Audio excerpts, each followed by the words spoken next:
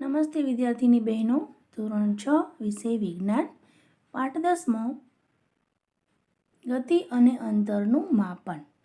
તેમાં આપણે આગળ જોયું કે ગતિશીલ વસ્તુઓ અને સ્થિર વસ્તુઓ, અને તેની અંદર આપણે કીડીની ગતિને ધ્યાનપૂર્વક જોવાની છે. એમાં પ્રવૃત્તિ 6. જમીન પર એક સફેદ કાગળની મોટી શીટ ફેલાવો.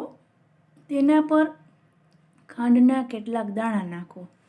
કીડીઓ આ ખાંડના દાણા તરફ આકર્ષિત થશે તથા તમે થોડી વારમાં જ એ કાગળની શીટ પર ઘણી બધી કીડીઓને ફરતી જોશો. કોઈ એક કીડીને તે કાગળ પરથી પસાર થઈ જાય કે તરત જ તેને પેન્સિલના ટપકાના ચિહ્ન વડે અંકિત કરો. જેમ જેમ કીડી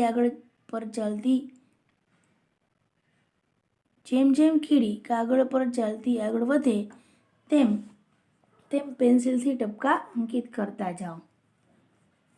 કેટલાક સમય પછી કાગળની શીટને હલાવીને ખાંડના દાણા અને કીડીઓને દૂર કરો. એ વિવિધ બિંદુઓ તમે જે કાગળ પર અંકિત કર્યા હતા તેને તીરના નિશાન વડે જોડીને કીડીની દિશા દર્શાવવાની છે. અહીંયા જુઓ, કીડીની ગતિ આપેલી છે. કીડી એક જગ્યાએ સ્થિર હોતી નથી, બરોબર? એ તમામ બિંદુ કે જે અંકિત કર્યા હતા તે કેટલીક સેકન્ડના અંતરાલમાં કીડીની ગતિને દર્શાવે છે. ગતિ એ કોઈ વસ્તુની સ્થિતિમાં સમયની સાથે થતા કોઈ પ્રકારના ફેરફાર જેવી હોય છે, ખરું ને? પ્રવૃત્તિ 5માં વસ્તુઓના જૂથ બનાવતી વખતે તમે ઘડિયાળ, સિલાઈ મશીન અથવા વીજળીનો પંખો જેવી વસ્તુઓને એક જૂથમાં રાખ્યા હતા. શું આ વસ્તુઓ એક સ્થાનથી બીજા સ્થાને ગતિ કરી રહી છે? પંખાના પાંખિયા અથવા ઘડિયાળના કાંટા કેવી ગતિ કરે છે? શું આ ગતિ રેલગાડી જેવી છે? ચાલો હવે આપણે કેટલાક પ્રકારની ગતિ જોઈએ કે જેમાં આપણને વિવિધ પ્રકારની ગતિને સમજવામાં મદદ મળશે. ત્યાર પછી આપણે 10.8 ગતિના પ્રકાર. તમે સીધા રસ્તા પર વાહનની ગતિ, કોઈ પરેડમાં સૈનિકોની માર્ચ પરેડની ગતિ અથવા કોઈ પડતા પથ્થરની ગતિનું અવલોકન કર્યું હશે. આકૃતિ 10.12માં આ પ્રકારની ગતિ છે. 100 મીટર દોડ હરીફાઈમાં પ્રતિસ્પર્ધી પણ સીધી રેખાઓ પર દોડે છે. શું તમે તમારી આજુબાજુ જોઈને એવા પ્રકારના વધારે ઉદાહરણ વિચારી શકો છો? જો અહીંયા આપેલું છે, અહીંયા સૈનિકો છે, પરેડ કરે છે. ત્યાર પછી બસ અને કારની ગતિ છે. આ બધા ઉદાહરણોમાં આપણે એ જોઈએ છે કે વસ્તુઓ સીધી રેખામાં ગતિ કરે છે. આ પ્રકારની ગતિને સરળ રેખીય ગતિ કે સુરેખ ગતિ કહે છે. પ્રવૃત્તિ 7. એક પથ્થર લો, તેને દોરીના ટુકડાથી બાંધો તથા તમારા હાથની મદદથી તેને ઝડપથી ગોળ ગોળ ફેરવો. પથ્થરની ગતિને ધ્યાનથી જુઓ. આપણે જોઈએ છે કે પથ્થર વર્તુળાકાર માર્ગને અનુસરીને ગતિ કરે છે. આ ગતિમાં પથ્થરનું અંતર તમારા હાથથી સમાન રહે છે.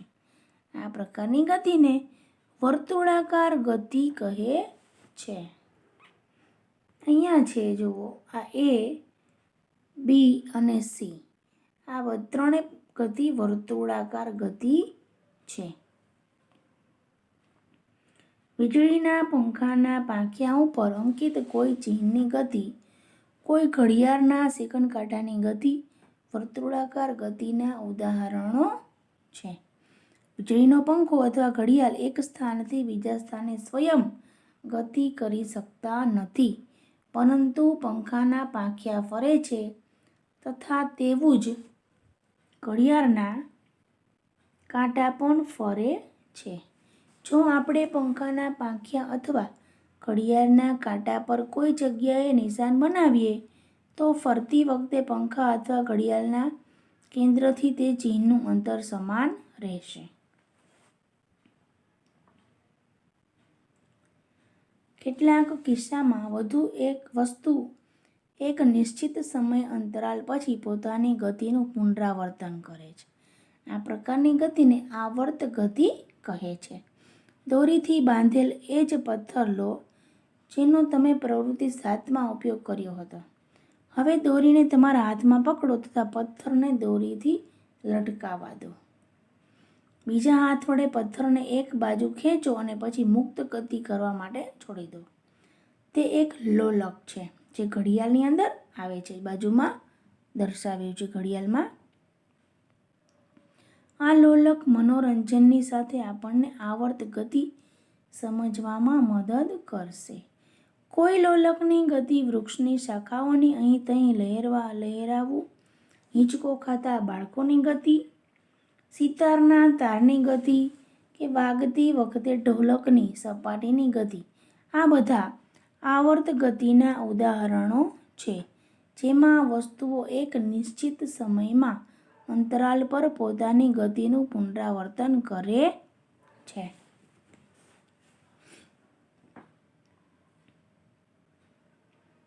જ્યારે આપણે દોરી વડે બાંધેલા પથ્થરને વર્તુળાકાર ગતિ કરાવીએ છીએ ત્યારે પથ્થરનું હાથથી અંતર સમાન રહે છે. આ વિશે બુઝો કંઈ ચોક્કસ કહી શકતો નથી. શું તમે બુઝોને આ સમજવામાં મદદ કરી શકો છો?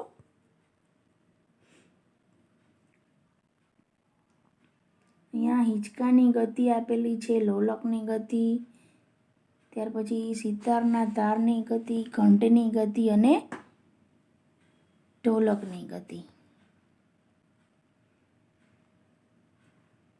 શું તમે પ્રવૃત્તિ 5ના એક ભાગરૂપે સિલાઈ મશીનનું અવલોકન કર્યું હતું? તમે ધ્યાન આપ્યું હશે કે સિલાઈ મશીન તે પોતાની જગ્યા પર જ રહે છે જ્યારે તેનું પૈડું વર્તુળાકાર ગતિમાં હોય છે. તેમાં એક સોય પણ હોય છે જે જ્યાં સુધી પૈડું ફરે છે ત્યાં સુધી નિરંતર ઉપર નીચે ગતિ કરતી રહે છે. એ શું? એવું નથી. અહીં સોય છે તે આવર્ત ગતિ કરે છે. શું તમે જમીન પર ગબડતા દડાની ગતિનું અવલોકન કર્યું છે? અહીં દડો જમીન પર ગબડતો આગળ ગતિ કરે છે. આ પ્રકારે દડો સરળ રેખીય ગતિની સાથે સાથે વર્તુળાકાર ગતિ પણ કરે છે. શું તમે આવા અન્ય ઉદાહરણો બતાવી શકો છો જેમાં વસ્તુની ગતિ વિભિન્ન પ્રકારની ગતિ સાથે સુસંગત હોય? ત્યાર પછીનું આપણે પછીના વિડીયોમાં અભ્યાસ કરીશું. નમસ્તે.